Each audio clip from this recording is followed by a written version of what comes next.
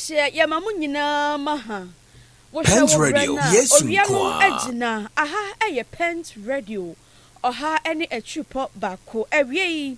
ensam hodo bia etwago wo mantwodo mu ne ntwe aso no anuanu mienu yasinkunwen ye ba beto ne nyina apete na kyesa wonso wahune ekɔ ewo oman konkro Ghana mu wo bi man so enafe agoprama so ensam emu na ene wie ensam no yedemu live ewo Facebook ne so eni YouTube ne so nyina yedemu live ewo ho sanson ena adehye wo mo fa yi as Pentecost Junction etie kase ne bi ewo Damte Information Center na aye enwumako bi nso adama ena yeso Pent Radio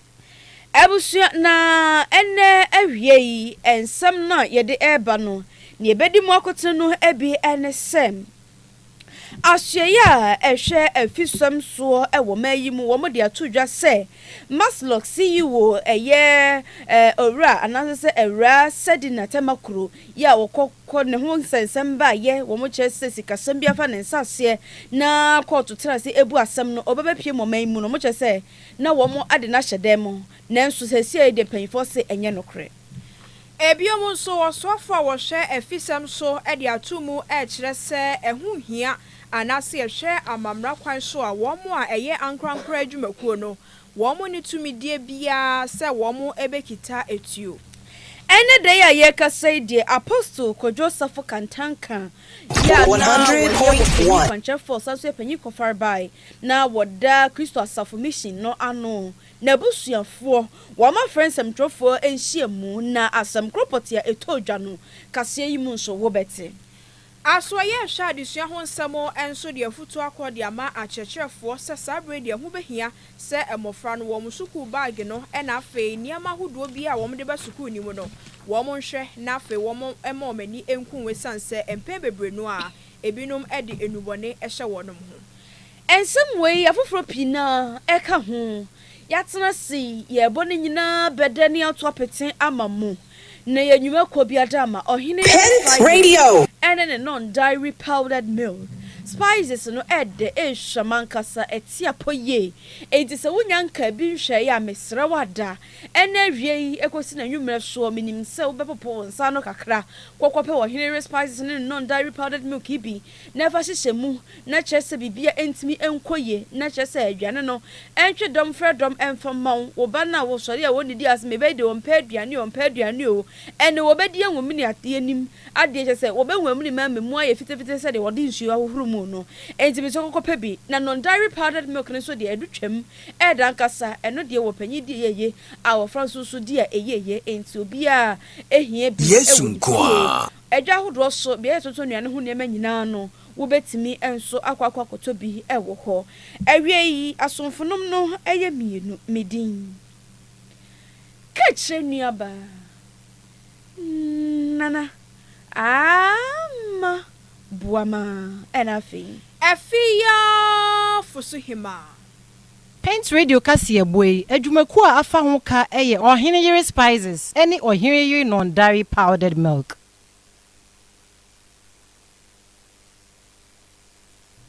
Adesemaima yesensem na se amamu na ene ya ye kasai die asue ya ehwe afisem so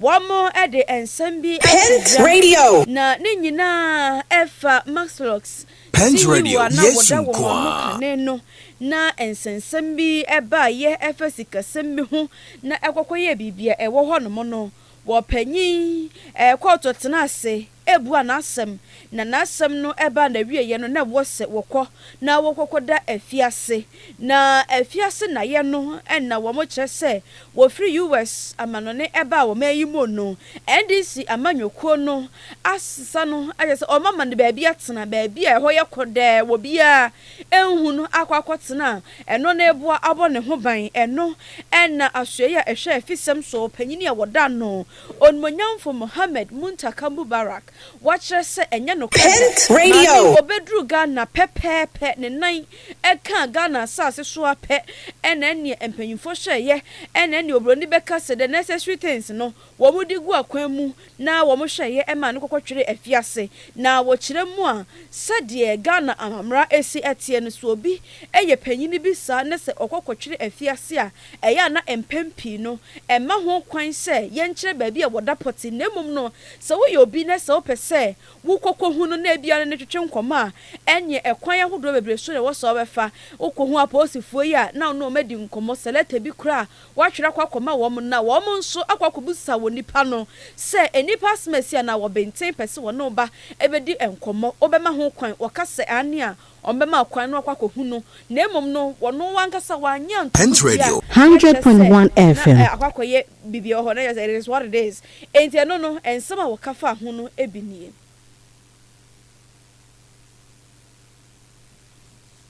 companies. You know, look, when a judge even sentence an offender, I don't think if they even go to the judge and ask that judge, which prison is that person? No. So far I'm concerned, the police giving my judgment. It should be with the security people. Sitting now. In custody. You see, that's the funny when I heard people say this. Look, when a judge even sentence an offender, I don't think if they even go to the judge and ask that judge, which prison is that person? No. So far I'm concerned, I've given my judgment. It should be with the security people. Sitting now. Never went to any private place. From the day she came, she had been with us, and she's with us, and she's serving her term. If you want to visit her, you can write to the prison service. They will talk to her. If she's you come in, she will let you come. But see, people make it look as if, look, if I go to a prison, if I visit, I mean, maybe in Ghana, we take telling people where somebody is serving lightly. Because in America and other well-developed countries, telling people that this kind of high-profile person is here can even lead to the death of that person. So it's for safety. Eni yati ukọ asuyeye a ehwe afisem so ewo wo mayi mu a wo panyimpa woda no onmonyamfo Mohammed Muntaka Mubarak Yegusu agina panyin no aso ye na wakasa kyerɛ sɛ eba omanga na mu a yɛhwɛ amamra hodo a wo honom a ɛbɔ ban na afi Pent Radio yesu kwa enya de mu bia ema ho kwan sɛ wo mo ɛyɛ ankrankra adwumakuo wo mo betumi akwakofa etuo na kyerɛ sɛ yama ho kwan de ama wo mo asensan krata sɛ ankrankra adwumakuo ɛte sei wo ho kwan sɛ obetumi akwakofa tuo ɛde adi dwuma wɔkyerɛ sɛ saa hyehyɛeɛ no ebisa enni hɔ na wohwɛ Ghana mamra hodo a wo hɔ no mu a emu bia ni hɔ ema ho kwan saa sɛ private enterprise no wo mo ebetumi etu saa na mo no na enam so amopanyin akasa ekyerɛ mu sɛ esan sɛ saa mra no na kyerɛ sɛ wo hɔ nom no akyɛ yie kakra ɛna afei wo mo nsan so enyemu ensakyerɛeɛ pii enam so ama Pent Radio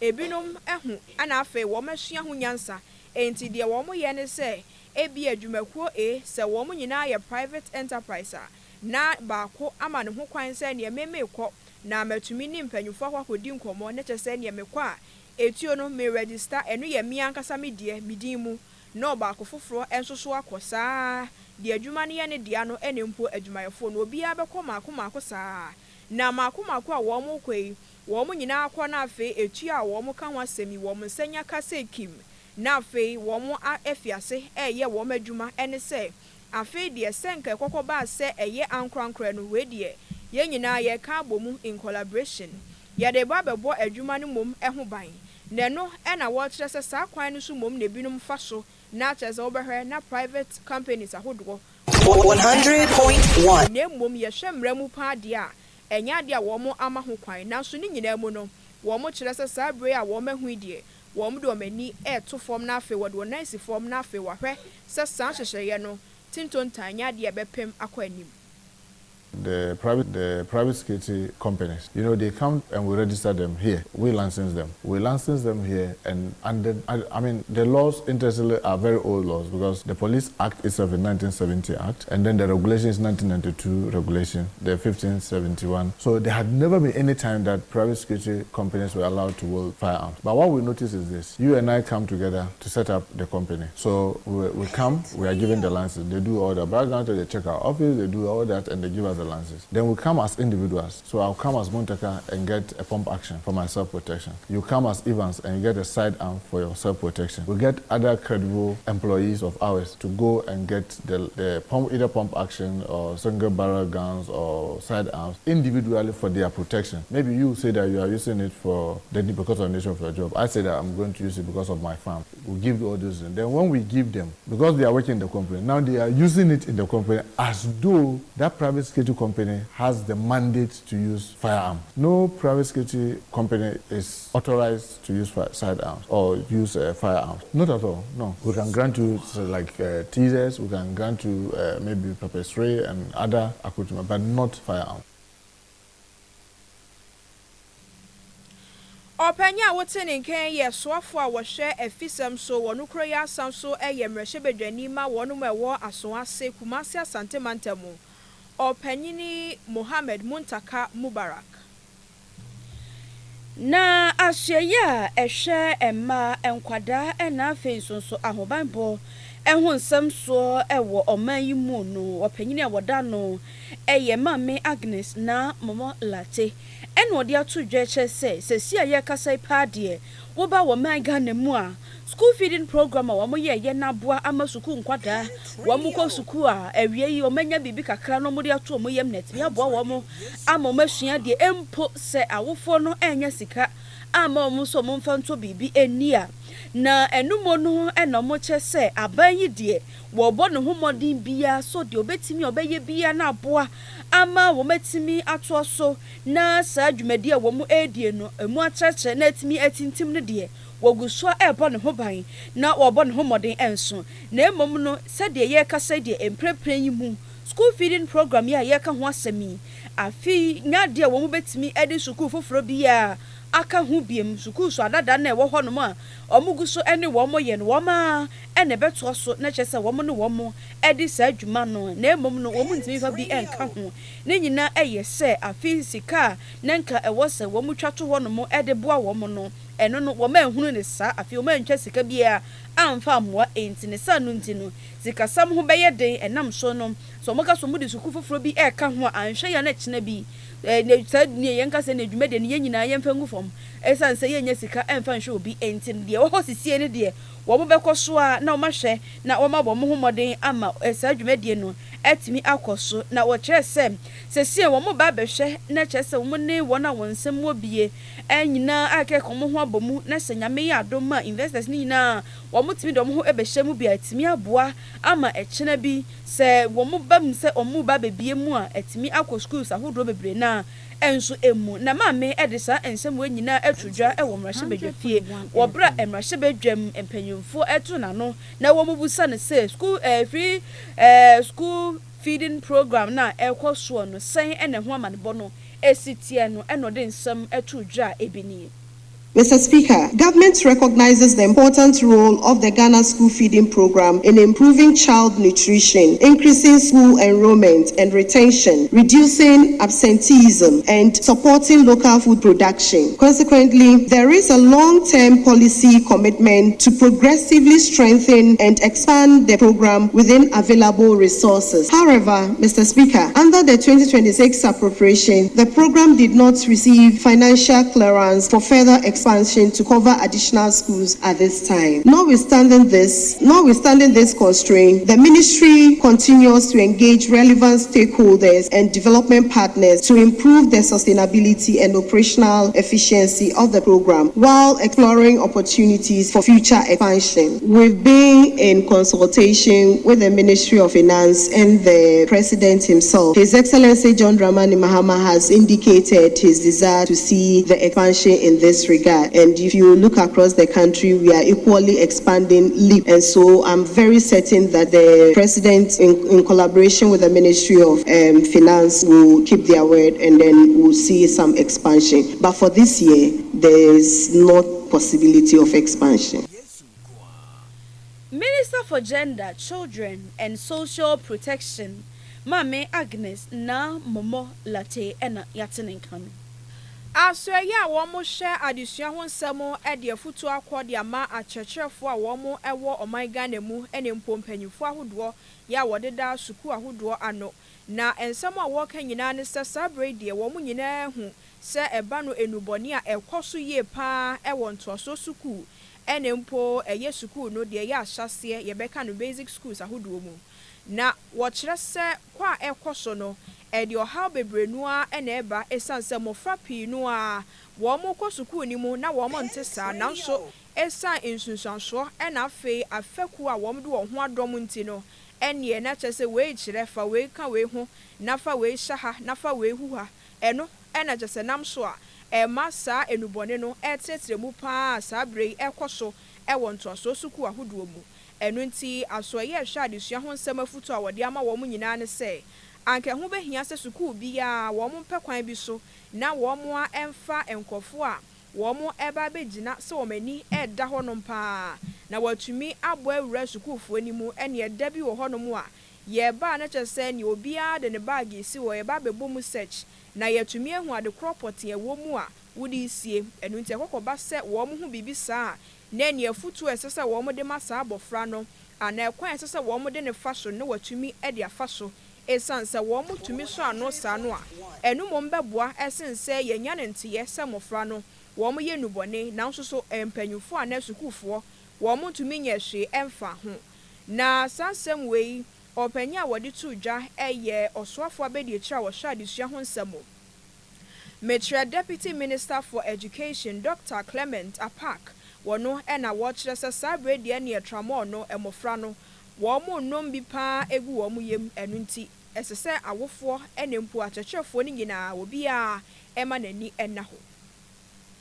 We have indications of learners, even in junior high schools, even in some primary schools, using drugs, particularly the opiates like Red and Tramadol. In the secondary school system, we know that is also happening. What they tend to do is to procure these drugs and then dissolve them in energy drinks. So most of the energy drink containers you see young learners holding, they are not just energy drinks. They are impregnated with all of these substances. So within our context, what we are doing through the Ghana Education and the Ghana TV service is to call on teachers to be very vigilant in monitoring the behaviors of their learners. And if necessary, they should search their bags. Remember that since we took over the reins of governance, as part of our efforts to re-instill discipline in our educational system, we have given managers of our secondary institutions in particular the full authority to search the luggages and other bags and trunks and chop boxes that students bring and have in their dormitories. Opanya wote ninken eya soafo abedi ekira wo hye adesua ho ensem eso Dr. Clement Apak. Na ebusua ye konsem foforo mu. Ebusua wo mu ewo Dr. Joseph Kantanka Apostle no ya wanya ne baby ekro no na busuafo ene wo mafre ensemtwofo enhyemu na enhyemudi a wo mo efre ye no ne nyina efa sament me ho ase pensempentemu ena afa etutoto ekọ so nam so ema ma me adwoa safo ya wono nso kane no na wo ye mrahye bedwani ema de hye wo mo ewo do me kwabrenya ya ma me kro ya na osanso eye kane wo sofo wono ena na hwe ema ene mofra ho nsem so wode atudwa che se pa de abusua momon paye emama min na wo mo kire se etuo na eka no ebi wura na sum ama se o matimi ayi na sum de no na mo nimala se nitirimu ebi wura yo se den yo ayami ekese ma me ne ba bia woda no enye nto mo sre adehye se se akwakoye owu ene enkwanta ena ye ma min eda ento bia emfa mpaibo enta nachi na entimi emmoa na abusua yi ekire se ade a ekọ so no se abusua ka se wo mo gituma enye ye ba kokora wo mo nyi ntumu na enye o manije kora wo mo kire se wo bo homodin asasa ensensem bi sei no ebi entimi ensibim esanse sese ye kasa idi animguase poto ena aka abusua no ensem bi omudi tudwa eni muko to dwani mu a mo ndele down ana mu gira ho be bia bo gira bia mo mompai ma ye nuaba adwo asafo na situation obi ka che say etisa me ya meka say 50-50 ene me do if hospital wo me ya mam ka me wo do ho na ne ka sa adwo akura wu a I not even doubt it because yesterday she was in serious pain menim say pellets ne bi na apeti na ko ni trimo se she ni trimo say bo de she na sum no yetimi yi de she na sum ye yi a de ni trimo de ebia eno anajo ye de koy nansa ye de koy emara twa de etwa ye de koy se machine we nye yi papa ye fa no kwa na da machine nkwohwe ye twa se ni akose ni trimo no affect there pa na de even say the nim no say the nim aye no ya make sure ni anya ni ntem kra the nim be set that kidon kam enye ye bi oba fefe ye nua ba fefe chese se bi wode ne nama anke kwani no ene obi pese ye gine nkwanfio to de be ka say se ne nkwanpo ne ye yi ni etbi yi na ne adwa wani be say ya o se dog anka be pede sa enko yi niam basa ene koso abusia womu ena chese womu ye busia ema mame adwoa safo kantanka eye apostle Dr. Kojo Safo kantanka ne baba no womu ama ne boni bi enie na eno achi no ena Kojo Safo kantanka junior woye adwoa safo ni nua kuma wono so kire se anokwa yenka animguase de bi aka abusia papa wo kire se sie se wona mabonten na so bi bo di kura se akra wo kwe ananso onipa wo kre wo firi apostle Kojo Safo kantanka efie ne ba no kra na obi ya edwane firi hu esanse omunim sekan ne ke etuo bi hye ho anansa awudidie bi ehye ho a se wo ben wo kese ahwa na wo de ba bedi na wu na nsese de areho na aka busua ne nyina efiri se de ekoso no wo mani enje hu. They decided to order food. And I catch almost say they should write and deliver food. I'm not say patron out to him. And I'm just what can thank you until I was going to Taifa. Now driver say, hey. And I say, that was in row. Or say, hey, can thank you. Maybe what am I missa delivery food for say or the bebrewa. A deep papa eba j to homaye. And ne your friend Kojo Safo ma ka upie baby no because apostle Kojo Safo baneba. Nanko for a pu eba bishiao. So near catch us Kojo Safo baneba. Obi anim sese biu. There's a weapon on you. Kojo Safo kantanka junior wano oye mame adwoa safo ni nua kuma na chese apostle Kojo Safo kantanka ne mano emu bako ena wono nso ede ne nsem atodwen. Deputy Director wono ena eda Narcotics Control Commission yetwa ne tia said nakok ano eyowura Alexander Chumberema na wachese sabrede wokọ eye sukuu pon ahodo mu a na chese enubone no wo mo so efa bi pa na sisi anesan se wo mo efa no bedwam anase wo mo fa no keke no a wo bia tumi hu se ade sei ena nipa so masi wo twe akonimu enu nti sisi ade wo mo a shada penny we de regular customer na chese ne ekosua ne mekọ a ye pa ye ho hyenhyem kama no enso bedwedwe mu a na chese amanfo ayi a ye kan yi wo mo de bi awura mu ye de no so to nchen a wo kire mu se eba ice cream nso krampo a eno so ka ho nti we de wahu se obi di o aya ne se wodi abele na nso so na chese abele no emu nutrition ni emu ingredient no enya asem kuma eno na wodi afutuo ekode ama wo mo se sene tie bia se nubone no sa wode fadien sa wode hyede mu ni nyina ekwakoye dwumekro na sa dwumakro ekwakodi no so esunsunsanso na wieye ene se de wobekọ wuo mu anhwanso a na chese wadwen no eti afaso enu na eni obi be wie ne waye tentan chese ye bo no kra wonte enu nti wode afutu akode ama obi a sempo eba no sukuu pon ahodo mu a se nipa kro no wakwakoto aduane anaza wapie wone na fufu apie na enie eyi asomasi wonte kakra ni na chese obi a hwe no na ne ho so esanse ebia na wodie wonnim na nso so esan krofo atwa ho ahia nti mambi saa no wani bete no wakakodi die ensese wudi enti wode afutuo aba e de ama wono mu a ewo sukuu pom so obi a hwe na wonna ne ho so. Ewi abusia yentwa ye homra ye ba ye ko agoprama so nsem mu ena afi wobi man so na ye de honsem enso ababeto so e de ama mu. medofo a minni ho agro na say die waduane ne da no aye sronko ani omura ohinere spices abefi aduane de aye sronko ohinere chicken seasoning so wototo wo chi na wo ye akokɔ nam ho bibia fakakra som froye no ohinere stew seasoning be manageta jollof no ohinere jollof seasoning ma muhwam ne odew fried rice no kra die ohinere fried rice seasoning e ma me fredwa frede aponchin kakra no me de ohinere go seasoning na ye asam na me se nira ohinere seasoning powder ya woni beef shrimp noodles any de keke ka ho amunsu ye de aduane ne hwam ne me de no ubedie dibium enti obapa ohinere spices abama yen aduane no aye de efise ne die ne nso aye de ohinere spices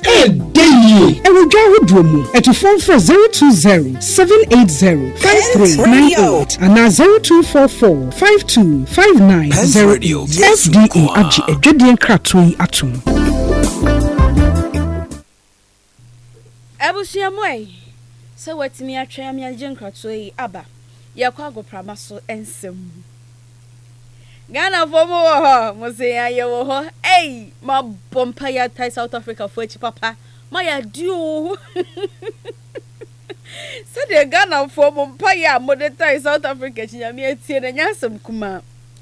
sesi ye ka sai de enra na ye se enekra homachi 1 am and South Africa and South Korea wo mo de ball no tatato enra me hu se na Ghana for bebre bompa ye ma South Africa for Pent Radio ko wi akire no na che se South Korea for me and shebi na emom no South Africa for aso akro e de ato mo atena mu ama na che se aye ni kasam e de ama wo mo na abeje di se South Africa me se Ghana for mo paye na abo South Africa Mama nim say South Africa for free say World Cup ba so muntimi enko next stage da bia ye omu firim bo man kasa de kura ye ko wo mu kuro mu 2010 mu ho ye ko ho kokko bo wo ho kura no e ho na ye yi wo mu firim nanso on say papa we kura friend is otonyum bi o sese otamfo e ko ho chema mema ne nye wani ensere no kura sadi bi ni o South Africa for Bobo and Ghana for money. Radio 100.1 FM. So, Empire Bonnie, now go for us and Empire Palmer Womo. I must say, let me connect stage. I was saying, and to say, I can say, the South Africa for one more air connect stage. I'm a Niger, Abba, we are say, one more day. A go and now one to me Eddie Winnie match woman need Korea for me just South Korea for and so a boy you know it is a say I can say dear Bafana ye kwa koshia wo mo e wo knockout stage inti Ghana foi South Africa for say dem bomb pay ma wo almost dem pay ni be better ma chia ma mo na nyame aduma Saturday ye so ye de ye ba bo no yetimi edi nkunim enti abusua na che se de wo ho eno no wai Ye wie kasia no kra e wo Venezuela na Pent Radio tembi e na akoso e wo honom ama asase akwakwa wo so ama sabre nipa aha eni aduosia enan 164 e na wo mo ahwere wo mo nkwa e na wo mo soso a eprepra eye empem 1000 na enam so ama acting president sabre die wo dia tumu etre se we declare wo mo se we die ye state of emergency enunti ehu behia se miaya ahodo bi a na cheso manfo etahie mu se wobi kwa adwuma se wobi kwa akohia wobi anasa na montuo bi eba akoni abedie ne sa eni niama ahodo etete sa no wo kire se mprempren de ehu behia se wobi a Pent Radio yesun kwa esansa torrenchem ya abeya nam so nipa pinu ahwere wo mo nkwa no ehun nhyeden hia pa so obi beka se o me wadwuma ye emfa oni earthquake ente se sanse sa earthquake aye ken se adwuma no kura ebi mpo ana adwiri enti wo kire se hu behia se obi ya bepe baabi ede ne ho atwene ana ode ne ho asie kakra na emom no wo mugusu ehwe se obeboa eba no wo mo a wo mo dan asese afa wo mo soso a wo mo nkrofo ana abusua mu no ebi mu ahwere wo mo nkwa no soso empo wo mo eprepra no wo hwe na fe wa yensiesie ana hyehyeye mapabi e de amade hye wo Venezuela nti we yensem a efi san man ni mu eba ewie Pent Radio Ebusia ene ye de kase na si ewo ha. Ewie ensem bia wote ye ewo kase nim no. Ebi ene se Asye ya ehwe emofra ema na afei so ahomambo ehon nsem so meche social protection eye maame Agnes na mamolate eneda no wode atodwa se afei pa de school feeding program no wo muntimi emfa school foforo bia enka school sahodo a wo mo ehwe wo mo no ehun Aswaya womo ehwe efisam so enso ache se eba no private security companies a womo ni tumidie nkrata bia se wom beka se womo di etuo ekwakodi djuma. Interior Minister Onmanyamfo Mohammed Muntaka Mubarak edi atudwa se Kane Maslok C 100.1 Sadina Temakulu ninsam ya na je se ba ye wo so kokoda fiase na wo beduru Ghana ebi mo ekeke kase wo ba ye no wo mo de na sie no wo chese nya no kre sisi ye kase de wo twere aposifo ekukum Ebi omo sanso te se nakok enso de futuo akwode ama wono ma wo school pon ahodo mu so bia emna ne ho so esanse sabre de bonsam tawa na afi no boni ahodo no ebi nom de hyekosua ne meko enempo abele ice cream emu Ebusia samwe ni afoforo pina ena wie wote ye Damte Information Center de shomo for yes Pentecost Junction etie yen efri ho Pent Radio Facebook ni YouTube no eso Kaakyire Badu ebo ye chidom newsroom na yenso a yesi nkonwa no ansa na yebebo yedi no ye na Kaakyire Spices and non dairy powdered milk no enso ase esanse wo mo ena kase wo masoa ewo mo metiri so kama ejije baba na chese ye betena afidikese so a na yenso so ye di ye hema ene ye hene echese etia pakam ni nyina no eye wo Kaakyire Spices ene non dairy powdered milk spices no ewo flavors na wotwe ye wa akoko indomie jollof rice fried rice for ye afenso so nantwinam aponche na monko ni nyina ebi ewo dwama so okwa Yesu kwa edepa entimisrew kwakwo pebito na enti emoma nuane no emunye dedere hwehwehwam no dairy powdered milk no so ebi ewo dwama so na se unso upe milk edi aduane bi ye de milk edidi ha non dairy powdered milk Kaakyire die yi na mekamfo edi amam eno no empanyi di emofra edi enti se wunya bigu fie a uyem enhyehye unni dadwene bia se mekwa kopa bi foforo de abere kwada no enti ya na okwa kotu ndodo mu na chese wo de abegu akache na wadi ne kakra dwa hodo so ye tonton nua no ho ne manyina nso wo benya bi atso ewie yi medin Kaakyire nuaba